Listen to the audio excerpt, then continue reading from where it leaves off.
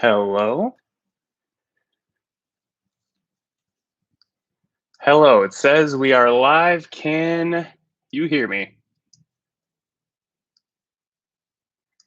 12 people. This is exciting.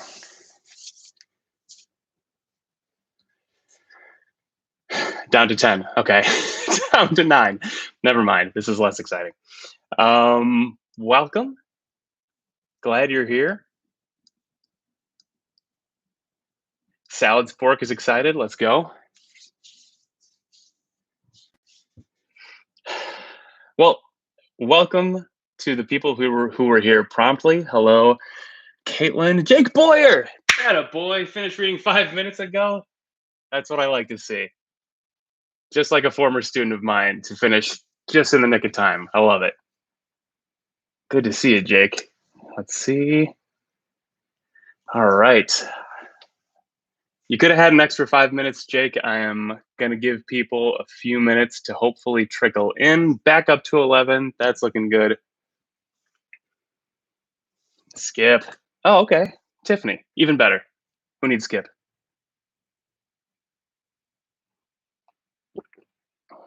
All right.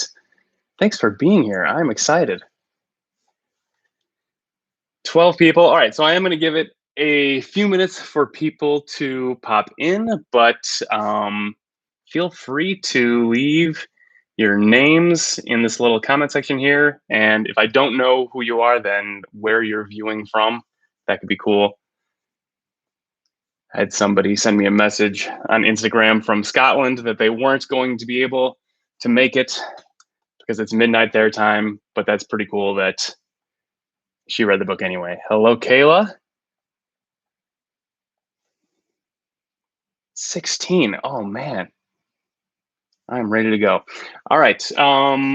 Yeah, keep leaving keep saying hello in the chat over here. Kayla from Kentucky, how's it going? Is anyone here who I sent $14 to? When I was worried about people joining and reading the book, I made a deal. If you retweeted a tweet of mine about the book club, then I would send you $14 to buy the book. Let me know if, oh, Salad Spork, that's you. 1 a.m. from Scotland? Awesome. Glad you're here. VH Backlight is here. I know that's Kevin Phelan. I think Jen read it as well. Good to see you guys. 19 people. I'm gonna get started like for real around 7:05. But anyway, see, oh no, if I sent you the 14 bucks to, nice, that's right. I knew your name sounded familiar, Kayla. I need to finish a sentence and then read the comments. If I sent you the 14 bucks, aside from Kayla, I sent it to a few people. So let me know if you spent that 14 bucks on the book and are here now. There is a book club. Let's see. Caitlin from Brookfield, AT. This will potentially be something that happens again. You don't need to have read the book necessarily to talk about some of this stuff. But if this goes well, I'll definitely do it again. Right now, I've got 18 viewers. That's better than I could have expected. I thought 5 was going to be good. So yeah, I could see myself doing this again. How are you, Ashley? Thanks for being here. All right. Audio is sounding good. I have a microphone plugged in, but I don't even think that's picking anything up because I have headphones in as well. So I think that's where you're getting my audio from. All right.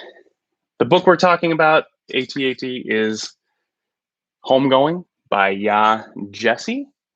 Hopefully many of you have read it. I know definitely a handful of people have.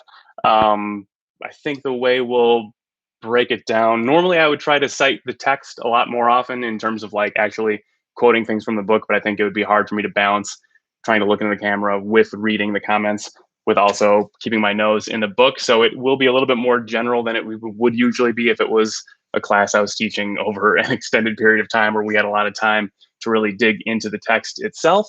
But I think we can talk about it pretty well anyways. I am going to avoid spoilers. I know that at least for the last couple of minutes, I don't want to talk about the last 2 chapters until we're sure that people who maybe haven't finished the book have left, and then we can talk about those. Sound good? All right, about 7:05. Welcome everybody. All right, so again, I'm gonna try to balance me rambling with your ideas. Anything that you guys want to discuss, please put it in the chat at just about any time. Hopefully, it'll be something that kind of goes with the flow of our conversation. If not, then it's something I can come back to later. But yeah, just gonna try to balance me rambling into the microphone, going through some of the notes that I have set up, while also going through your ideas as well. Yeah, if you want to mention any specific passages from the text, I am happy to go to those, even though I don't necessarily have any that I'm going to go to deliberately. Send me anything, any passages that you want to talk about. If you tell me the character, that's a good way for me to find them quickly in the text. And then the page number, the first few words of the paragraph. I have the hardcover version.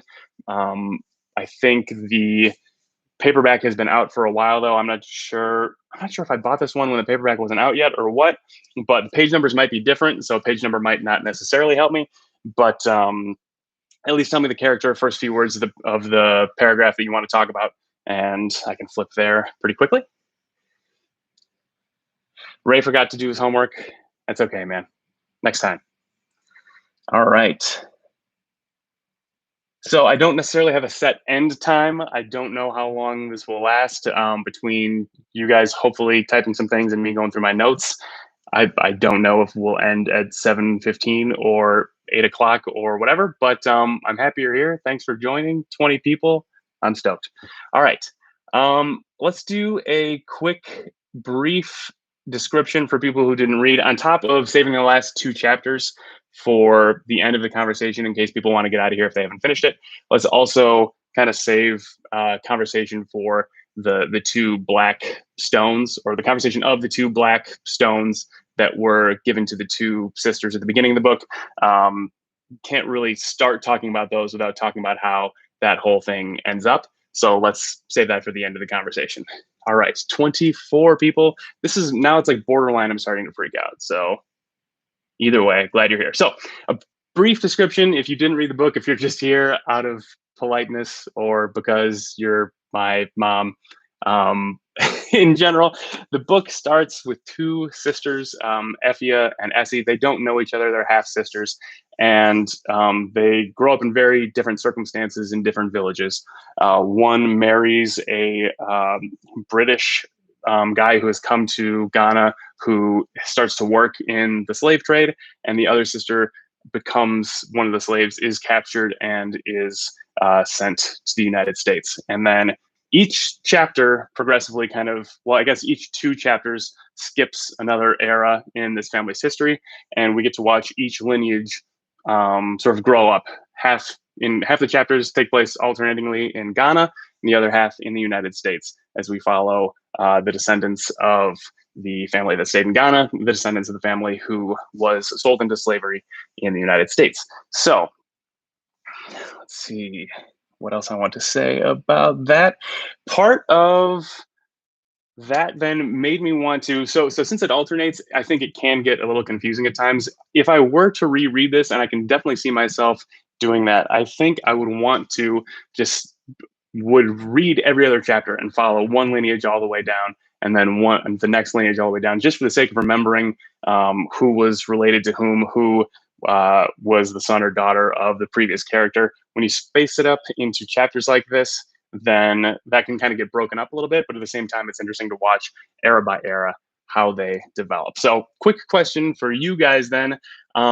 General impressions, what did you think of the book as a whole? Try not to say that you just liked it. Give me a little something more to sink the group's teeth into.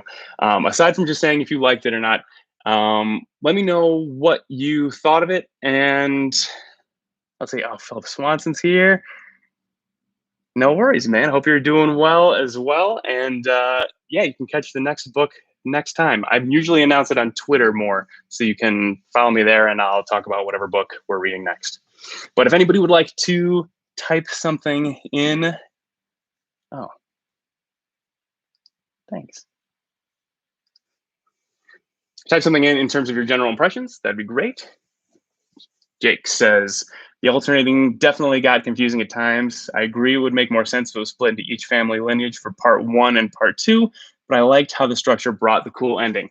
Also, agree with that for sure. That ending wouldn't have held the same sort of punch if it was just one and then the other, but I like where your head's at. We won't talk too much about the ending. Kevin and or Jen likes the idea of switching, of reading every other chapter as well. Confusing at times, says Kayla, because I kept having to go back to the family tree and try to remember who was who. Absolutely. That was like, I should have had a second bookmark on the family tree. For those who haven't read it, that looks like this. So the family tree is so important reading this. I, again, should have had my thumb here the entire time coming back to see who was whose father or mother, because things got pretty complicated that way. I would say, especially for the family that stayed in Ghana, because they had a lot of friends from neighboring villages or family members that sort of still lived around, whereas the United States, the people who were sold into slavery and then the descendants going from there, a lot of them didn't know their parents as well. They didn't have the same sense of community as the lineage that stayed in Ghana. And so they felt a little bit more like they were on their own. So that was a little bit easier to follow, I think, than the family that was in Ghana. All right. Next question for you guys then would be, which character or era do you think was your favorite and why? So by era, I mean like if there were two characters who were like occupying the same, like, same line on the lineage or same era between the two of them, characters you liked, why you liked it. While you're typing those out, in general, I did. I know I just said don't say like that you liked the book, but I did. I liked the book a lot. I thought it was great. I think, especially, so this is her debut novel, which is just super strong. Especially to try to pull off that type of structure as a first novel is just kind of a tough thing to pull off, and I think she did it really well. So she went to the MFA program at the Iowa Writers Workshop, and I think that's got to have something to do with it in terms of, in MFA programs, they write a ton of short stories. And since every chapter alternates back and forth, or not, well, alternates back and forth, but also is kind of from the perspective of a different character in each single chapter, and there's no one character to follow throughout the entire time. I think somebody who is well versed in writing short stories can pull off this type of novel better than maybe somebody who didn't go to an MFA type program, because since they write so many short stories, she knows how to pack a whole punch into each chapter to tell an entire character story in just a chapter instead of having to focus on one character throughout the entire novel. So really solid. Jake liked H. Hi, Jessica. How are you? Kevin said, I found the suspense of each, figuring out the connection of each chapter intriguing. That is, yeah, that's a good point, actually. That's one thing. That was a great way to start off each chapter, not really knowing who, or not necessarily knowing how the connection was going to play out. Sometimes I felt like the lineage map at the beginning was cheating a little bit, because if the character sort of met somebody of the opposite sex who they were like starting to be interested in, I would flip back to the beginning and see if they ended up either getting married or having a kid together. And so sometimes that undercuts some of the suspense, because as soon as a new character is introduced, I'd be like, wait, did they marry that person? And then I'd figure it out before I would actually read that part. So I cheated a little bit that way. That wasn't great. All right, H. We've got three, or so I'm sorry, Kayla said it twice. H. Black was one of Kayla's favorites. The way the character turned around within only that, oh yeah, within that's right, within the two chapters, because we know him a little bit from the next one. Jake liked H as well. I liked H a lot. Let me see what my notes say here. H was, in my notes, I wrote that H was one of the most important because it showed how slavery still existed after the abolition of slavery. And that's one thing that our neighborhood racists say frequently, is that slavery ended so long ago, but it really didn't, especially in H's case. slavery was abolished, but he was arrested over nothing and then had to essentially work in slavery again, even though it was officially um, dead, even though slavery was officially over. So he even mentions one part I did note in that chapter. There are a few other characters in there that H knows. Solomon got 20 years in prison for stealing a nickel. Timothy was convicted for causing a disturbance after shouting at a dog to stop howling. Stop howling? Howling. Josie got 9 years for not crossing the street when a white woman walked by. There were some white men in their sort of prison confines or working in the mines with them, but they weren't exactly in the same boat. They were there for things like murder, like real crimes, as opposed to that these black folks could get picked up for nothing and convicted for the majority of their lives for again committing no actual crimes. So H was definitely an important character in this book, one that definitely stood out to me as well. Even calling him H, even the fact that he had no name, that even that was robbed of him, even though slavery was over, is an interesting sort of part of the character as well. Let's see. Oh no. Phelan says that Jen, his wife, just showed him the map at the beginning. That's a bummer, Kevin. That makes it a lot harder to try to piece together. But maybe even potentially even more rewarding for you if you really had to figure it out. You really had to figure out who these characters were and how they were connected. That seems like that would be really difficult to do without the map. So that's a pretty good brain exercise there. Tiffany agrees with Jake. H was interesting. Favorite was Aqua. Aqua, I'm not sure how to pronounce that, because she was so difficult to understand in her own chapter. For sure, she really shined with the granddaughter. I loved Aqua as well. That part was her chapter was so striking as well, like you're saying, Tiffany, especially because so much of it was just in her dreams. Everything else was very literal, but her dreams, you really sort of had to you had to take them seriously. You had to piece them together. There was definitely some foreshadowing that bad things were going to happen, and that also kind of stands in a stark contrast to what the white characters are bringing in, what the white world brought in to these characters' lives in terms of Christianity and being anti-voodoo, as they called it. But there was so much that was not necessarily the Christian way. I'm sure if Akua told some of those missionaries around like the ideas that she was having in her dreams, they would have considered it horrible voodoo magic and problematic. But it ended up, certainly while it was damaging, revealing a lot about her family. So that was very interesting. Nice. Caitlin says, good point. Aqua is intriguing as well to Jake. I also liked, who else did I like? I had the hardest time reading Kojo's chapter. I kept expecting him. So Kojo again was the one who worked in Baltimore. He worked on the ships. I found his chapter really difficult to read because I kept expecting him to be captured. They really set the stage for him to be captured, to be brought back into slavery.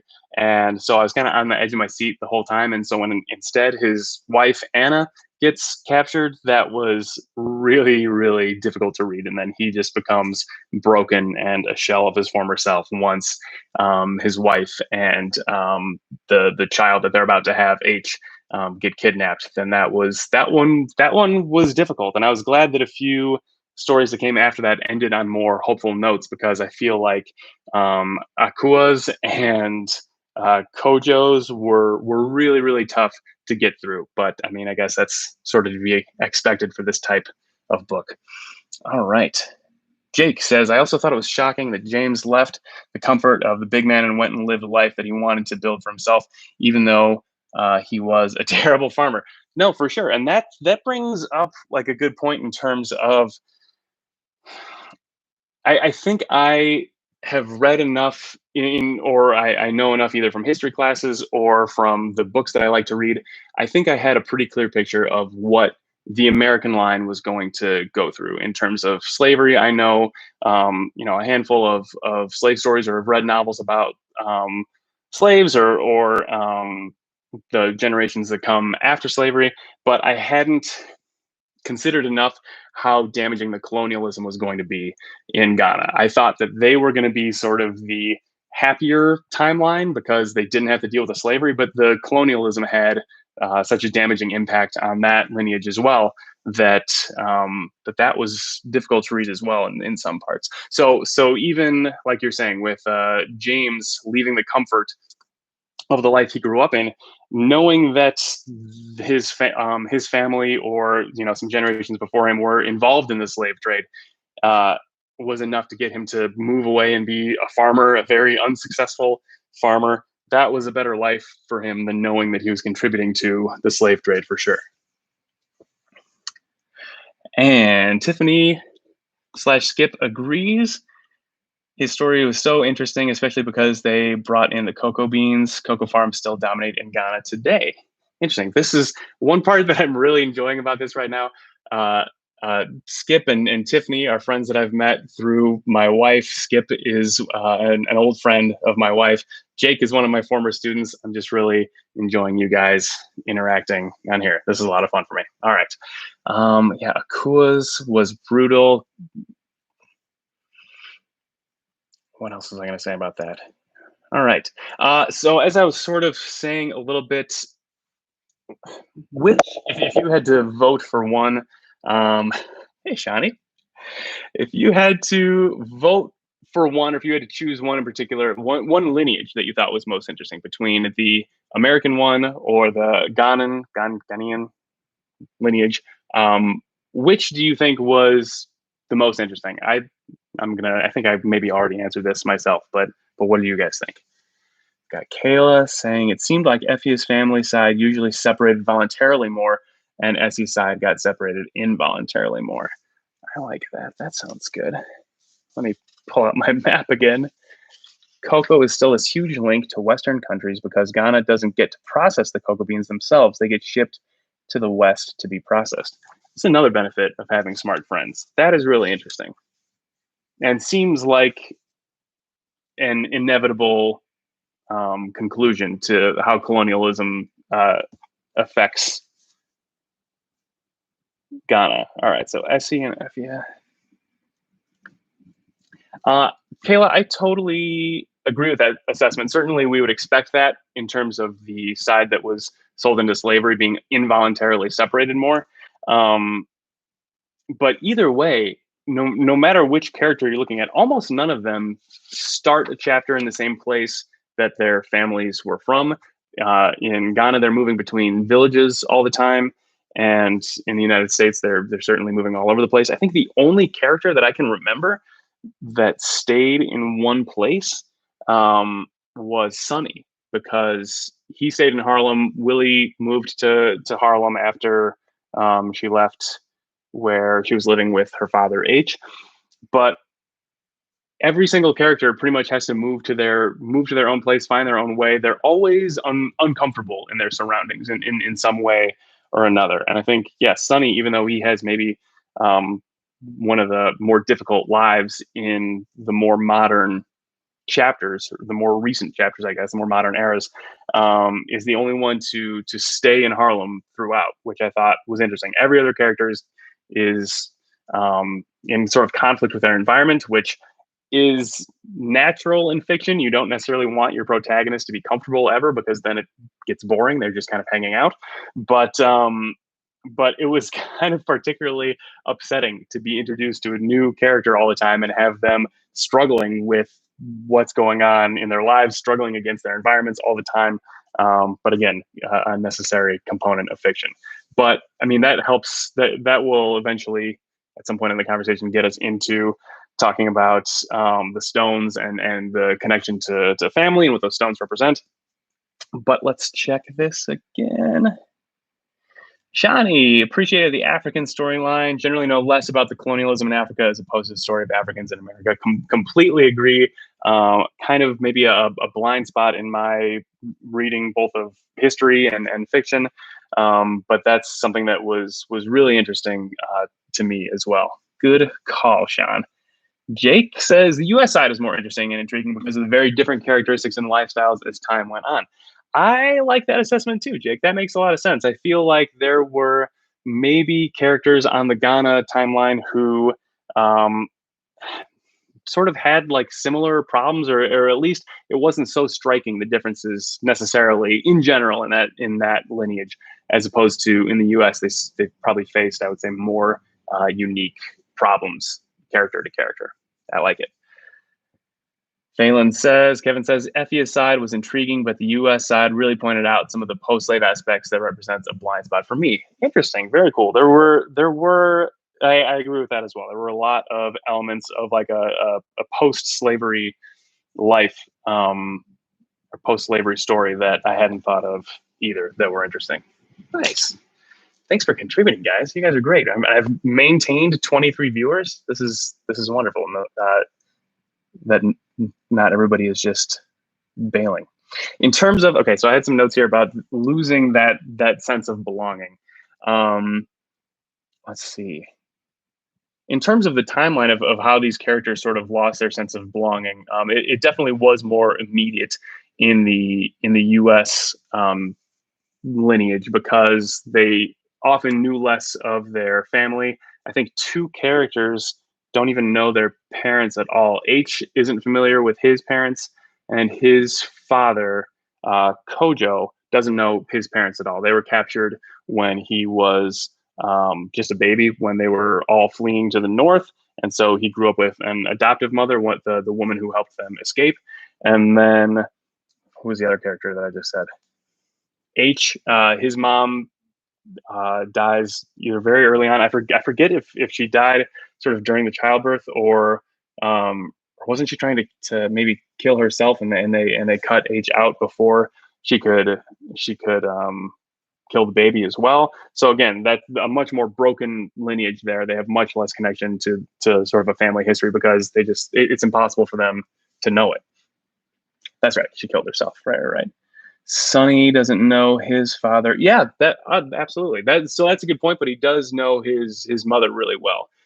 Definitely, his father takes advantage of his pale complexion to pass for a white man, as he slowly sort of creeps into the whiter side of Manhattan from Harlem.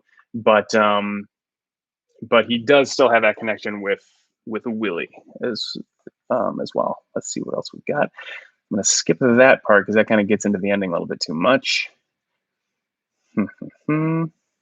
In terms of the effects, yeah, let's see. Let's talk about the effects both of, well, especially of the colonialism. I'm going to check Skip's comment first. I'm sorry. Tiffany's, Ya also grew up not knowing his parents, as did Quay, but they were both sent away to school. I thought Quay knew his parents. Yeah. Now I need to check my map. I thought Quay knew his parents, because they sent him to Britain, potentially as a way to separate him from Cujo, who was his good friend, who they, potentially would have been in a gay relationship with each other.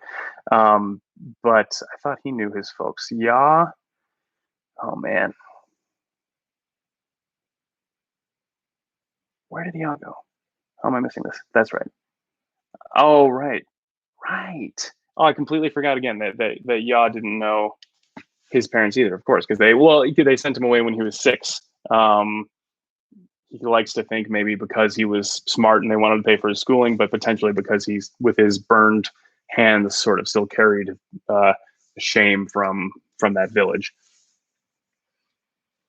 That's right. So it's blocking the chat has blocked a couple of comments, but I think for just trying to flag some words. Megan Molman said, "Love the postcard that says read a fucking book. Thanks very much." Oh, here we go. Okay, so I can show these. Nice. And then Brendan said, "Quay was sent away because he was gay." I'm going to show that as well. That doesn't need to be flagged for review. That's very true. His father saw him wrestling his friend. Looked like it was going to get a little bit romantic, so they sent him away to Britain. Let's see what else Shani says. I was annoyed but not surprised by the fact that even though so many of the women in the book are extremely strong, their lives were still shaped by patriarchy. Absolutely, and both how how their lives were, and you can make an argument in terms of traditional lifestyles in terms of historically, like how strong could women be in a lot of these circumstances. Um, you could definitely make an argument that their lives were shaped a little bit too much. Even the women that tried to be independent. And now, okay, I'll go back here. Is it Abina, who tries to do her own thing, tries to run away? It's her life still shaped by the man who refused to marry her after he got the cocoa beans. But then she's almost immediately murdered when she goes to sort of seek refuge, again shaped by the missionary who drowns her in a misguided baptism attempt in his um, occupying fury. I don't know. All right, nice conversation here. So that ties in sort of to what I wanted to talk about, some notes I had about like the effect that white people bring onto this, onto all of our characters, in terms of either forcing in their Christianity or forcing the different sort of villages and tribes to work with them to perpetuate or to push forward their slave trade for their own financial benefit.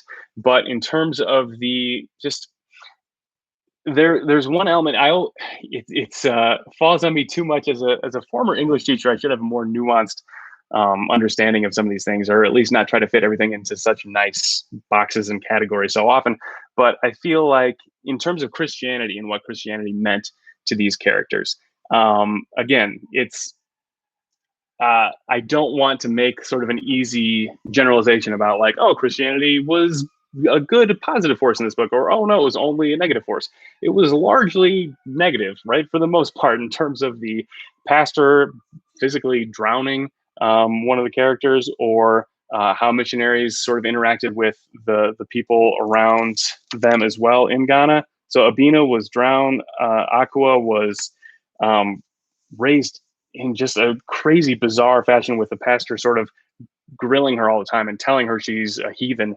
So there's a lot of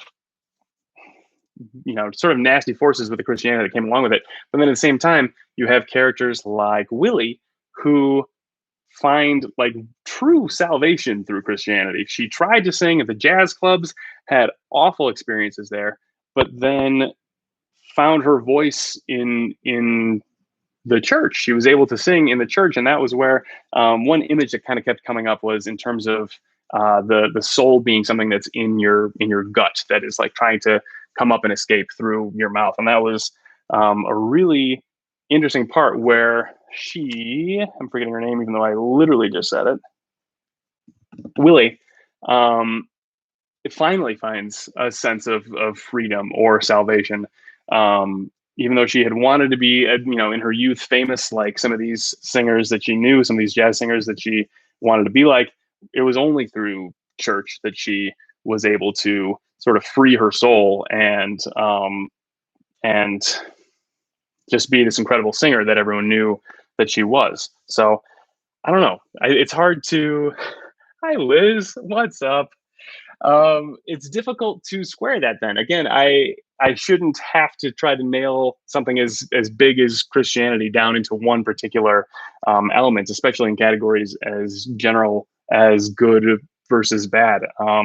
It obviously was a complex force in the book throughout, but it was interesting how it kind of held both of those things, both pure like soul freeing salvation in some characters and literal death in other characters.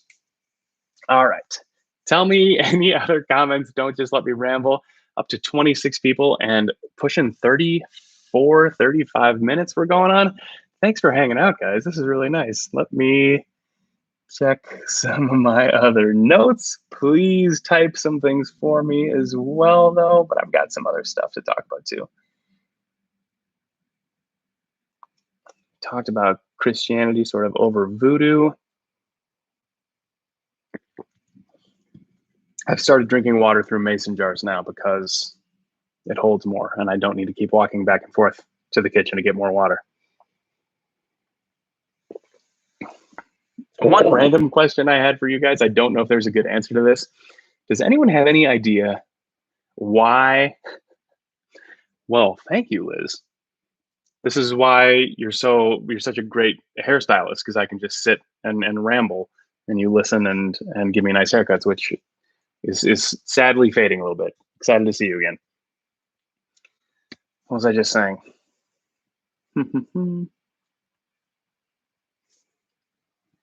Maybe just talking about my water glass. All right. Thanks. My wife just shouted at me from the other room. Does anyone know why? I said, can anyone figure out why or what the purpose of the imagery of brooms was? I feel like every chapter, it wasn't just that people were cleaning. It wasn't just that, sweeping the floor is something you need to do. I feel like somebody make this a little bit more literary for me. In terms of just images that you see in almost every chapter, there is clear scenes where somebody is sweeping a floor in almost every single chapter. If anyone has any thoughts on that, please jump on and say something about that. All right. But again, I don't know if we'll get anywhere with that. I couldn't figure anything out. Somebody let me know if you can. All right. Other things to discuss in terms of like white characters and their effect on our protagonists. Again, there's a lot that's obvious in terms of the slave story, in terms of the story of how the one lineage progresses throughout the U.S. I've definitely read other books where even like white children feel like they are possessive of black bodies, whether they're bossing them around while they're still slaves, or when it's many decades later, when white teenagers are calling grown men boy when they see him walking down the street. There's Again, I feel like that's a little bit more obvious than how things, or again, more something that have more experience with than how this took shape in Ghana. But even with white people forcing their culture in terms of Christianity over voodoo, English over Twi, especially again as the U.S. family lineage sort of breaks down. I mean, the language is lost within just a generation or two. I think it's, let me see, Ness. So just the third character down after Essie, who is already starting to lose her Twi. Again, obviously something that was certainly forced upon them to lose their language. And then we won't mention Marjorie yet because that's getting a little too late. I don't want to spoil anything for people, but how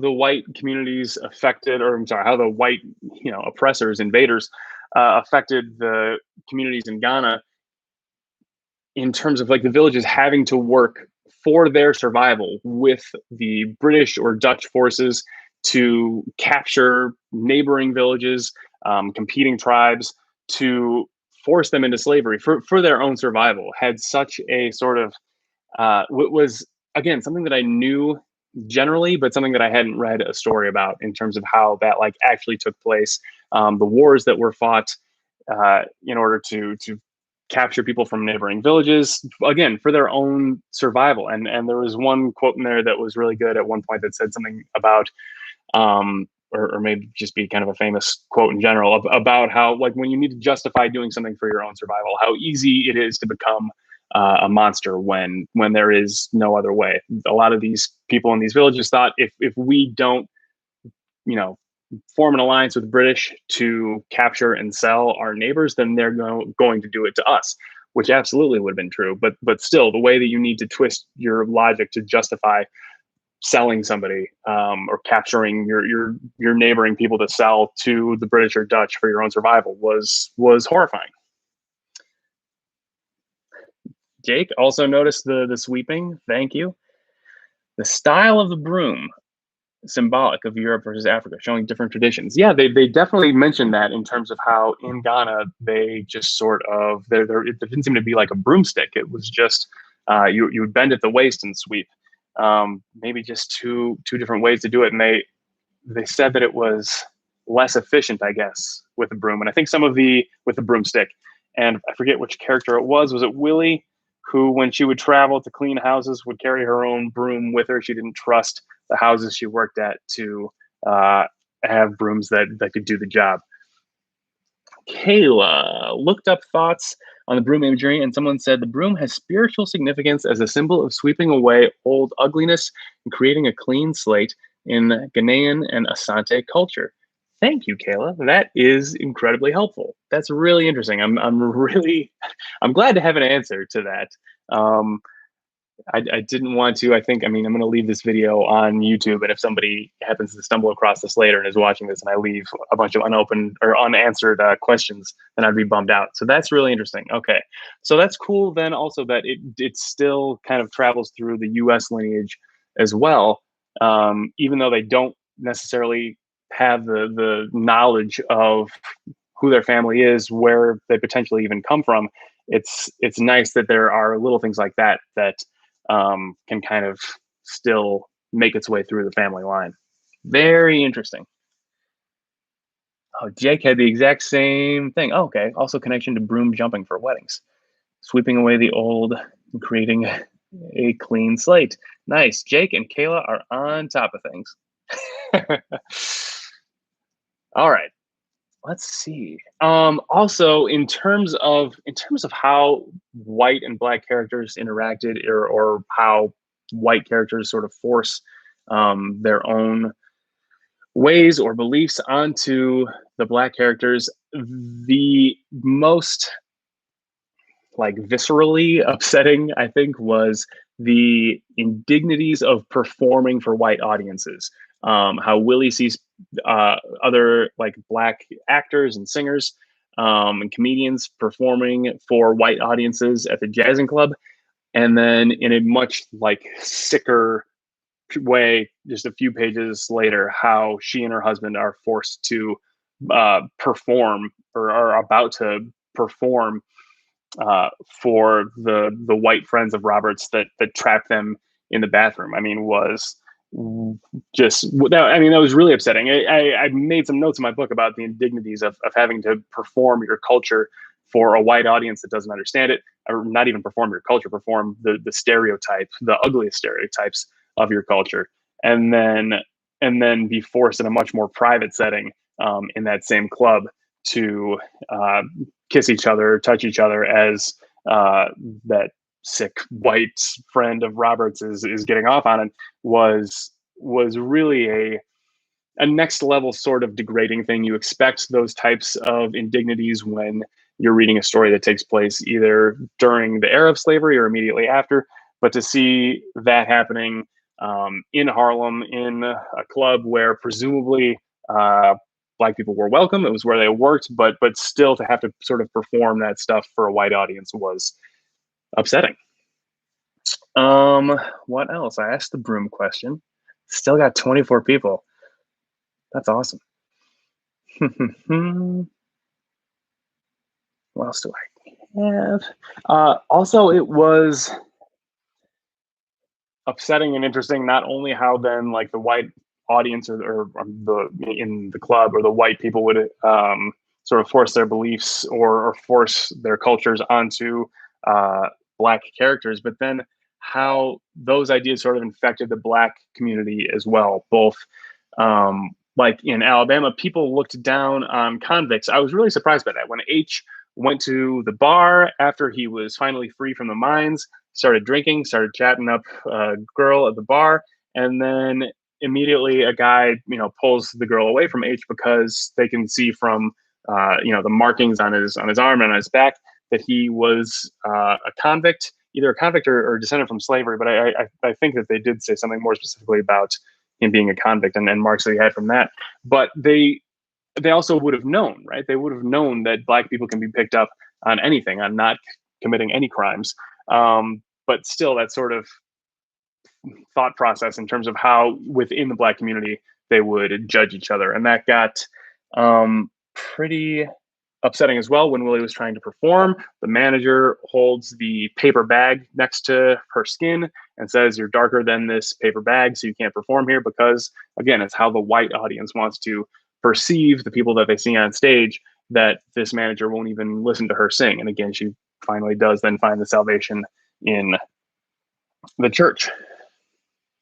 What else do we have? Robert then as well, Willie's husband can pass as white, and so he deliberately just takes advantage of that, just up and leaves as soon as he can. The benefits of white in terms of both getting jobs or not being treated as a third class citizen by a majority of or a huge chunk of the city in Manhattan is just too enticing. And for as much as Robert is certainly painted as a bad guy, which I mean he doesn't treat his wife and kids well, but he at the same time you can understand it, the daily indignities of living as a black person in the United States. And so if he can pass as white and take advantage of it, like you certainly understand that. Your thinking, Kayla says, reminds me of a quote from Mahaku's chapter. The white man's God is just like the white man. He thinks he is the only God, just like the white man thinks he's the only man. That is definitely one that I noted, and I feel like I noted something similar as well. Gosh, it must have been in Sonny's chapter at the end. At the end of Sonny's, when Willie's explaining to him how he's doing to himself through his drugs what the white man would do to him. Makes me sad to see my son a junkie after all the marching I done, but makes me sadder to see you thinking you can leave like your daddy did. You keep doing what you doing, and the white man don't got to do it no more. He ain't got to sell you or put you in a coal mine to own you. He'll own you just as is, and he'll say you the one who did it. He'll say it's your fault,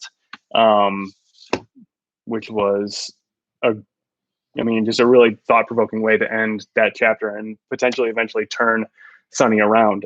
He was there for money to go buy drugs, but then he stays in his mom's house. She kind of gives him that choice. You can have this lot of cash and then leave, but then with kind of the implication, like once you walk out the door, then forget it. Here's this big fat stack of cash, and then I don't want to see you again, or you can stay here. And so that was, again, one of the chapters that, while difficult to read,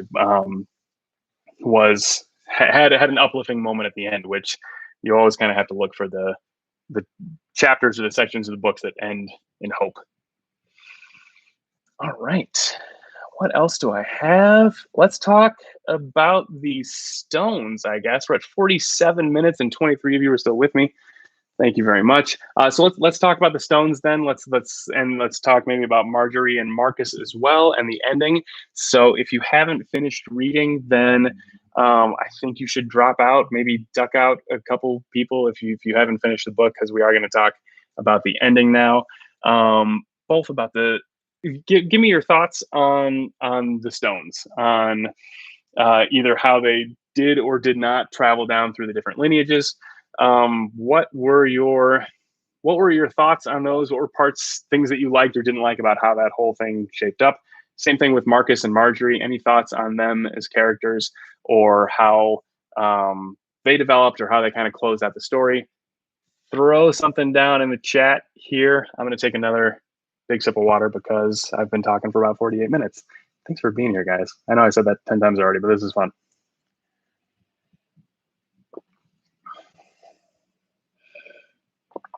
Jake's asking when the stone was lost on the Ghanaian side. I don't know if it ever was necessarily lost on the Ghanaian side. I think there were some chapters that there were some chapters that didn't mention it. But the stone that should have gone to the U.S. was lost in the holding cell, like Tiffany says, under the castle, which I was. So now that we're talking about the ending, and people who haven't read it are hopefully gone. Gotcha. Okay, so Jake knew that. Got it. Okay, cool. So yeah, that was lost. Essie was kind of grabbing for it as she was taken out of the holding cell, and it was in mud and shit and just kind of lost.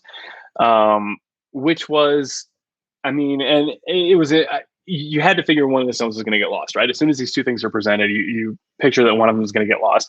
You picture that it's going to be the one that should go to the U.S. side, because how could they possibly, through everything that they've endured, be able to pass that stone child to the next? They wouldn't be allowed to have possessions for at least a couple generations in there. So you had to figure that one of them was going to get lost. And it made sense that it was in the first chapter as well of that lineage, because I mean, once you're captured and once you're sold into slavery, I mean, that's it. You don't get to there's something lost there on your home soil that that can't ever be regained necessarily, although sort of it is metaphorically there. Let me scroll to my stones section. Where is it? Characters. Where's my stone notes? Excuse me. So just like it makes sense that the stone is lost in the first chapter, it makes sense that it isn't ever recovered. Because again, Marcus doesn't know his family history. One part that I loved about Marjorie's story is when she, in her chapter, it discusses the lineage of the stone all the way back to the beginning. Jake says, maybe I just had blinders on. I didn't expect the cross at the end. I was shocked when it was Marjorie at the party. Absolutely. Same here. And I felt like I should have expected it. But when she said her name was Marjorie, I was definitely taken aback by that.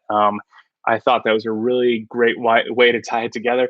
There's some, like, I know there's several generations. I mean, 7 or 8 generations. It's funny though, because like, since you're only familiar with like one character as the generations go on, it almost seemed like it wasn't incestuous because there's such a branching out of so many characters and so many people. But since you're only following one person at a time and then they meet at the end, it was like, wait, they're going to end up together? But clearly, like, enough, the gene pool has been diluted enough that that's perfectly like normal and acceptable.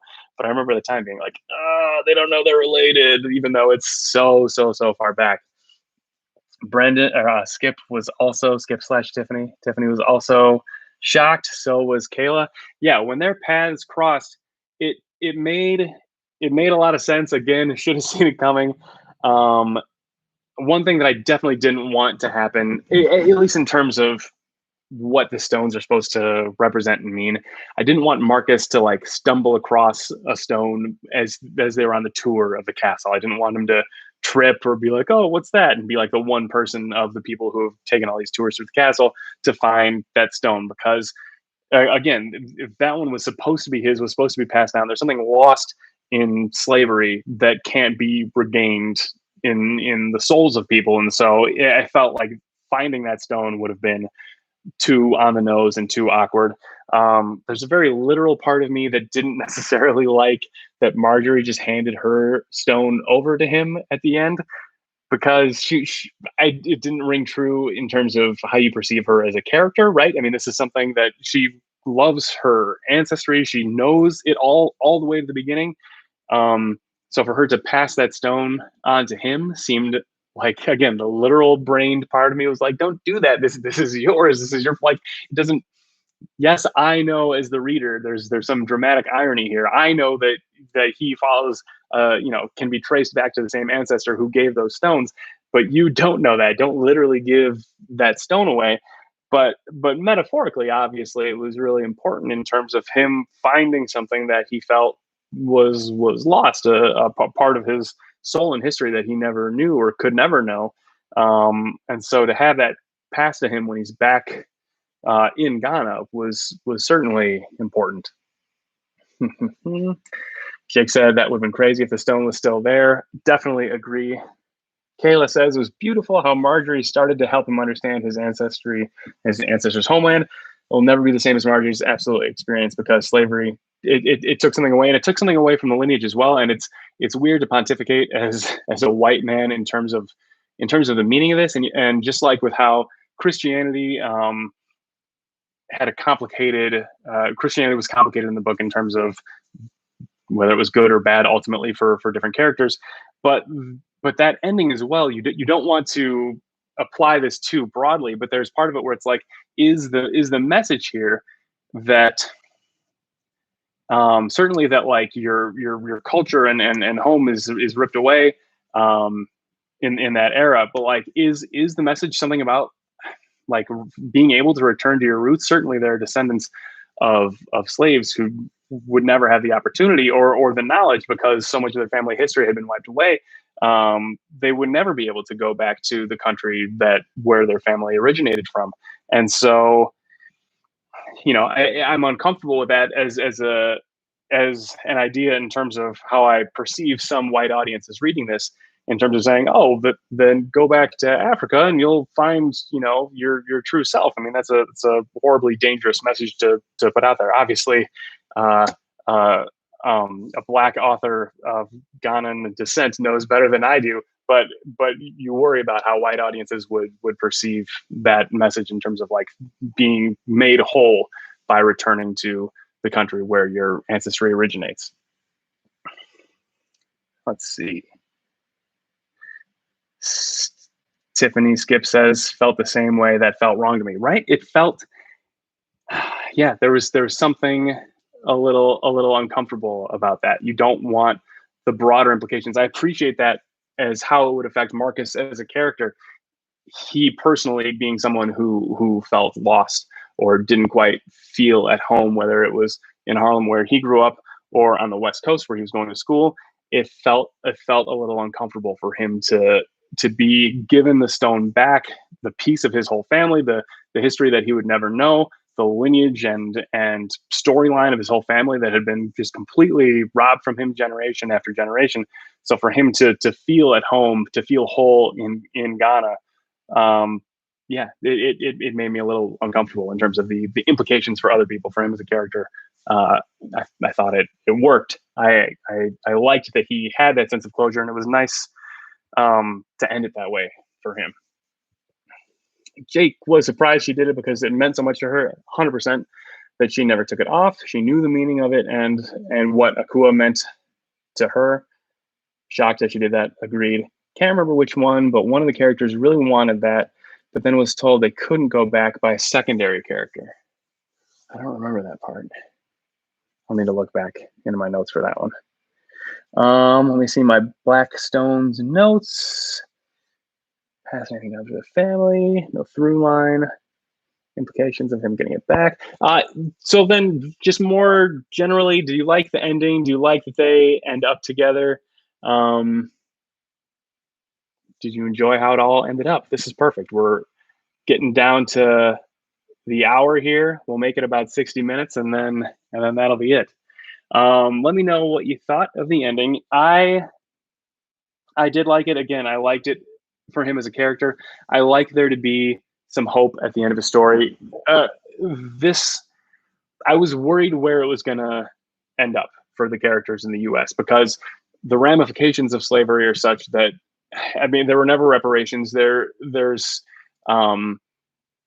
it very easily could have been that the last character on the U.S. side of things still lived a horrible life due to the ramifications of slavery and the institutionalized racism. There very well could have been a character that didn't have a hopeful story at the end. And so I was relieved that there was, but again, just like how he gets the stone and that sense of belonging at the end, again, I'm worrying about a racist white audience, which I don't know if they would necessarily pick up this book to begin with.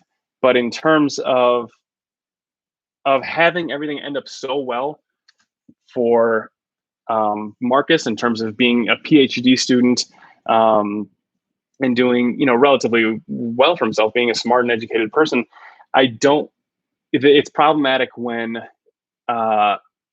after everything that they've been through, then when there is hope at the end, and then again, a white audience could approach this as, and now racism is over. Racism is solved. This is why I don't like movies like Green Book, where white audiences can watch it and be like, our work here is done. No more racism. See, it was solved back then, and now everything is fine. And so I'm going to be super anti Black Lives Matters protests or something. I mean, it's there's something worrying about everything going so well for this character at the end, because it's weird to think of how the horrible conditions that brought that lineage into the United States, and then to have things work out well makes people too keen to think that they don't, that there's no place for an understanding or an apology for how this story develops. Let's see. Kayla says, okay, hang on, I skipped a couple. Jake said, I thought the ending really brought it together, and I think that's why she split the stories the way she did. Absolutely. Couldn't agree more. I think it would have been weird if we read just one all the way and then all the way on the US side, maybe ending with Marcus. Completely agree. Kayla says, it felt nice as a reader to have the stories brought together and see their radically different fears. Water and fire. Yes, that's got to be the last thing I talk about. The water and fire, how those... both of the fire from the very beginning. I forget even I don't know how to pronounce this. Mame, M-A-A-M-E, the mother who birthed both Essie and Effia.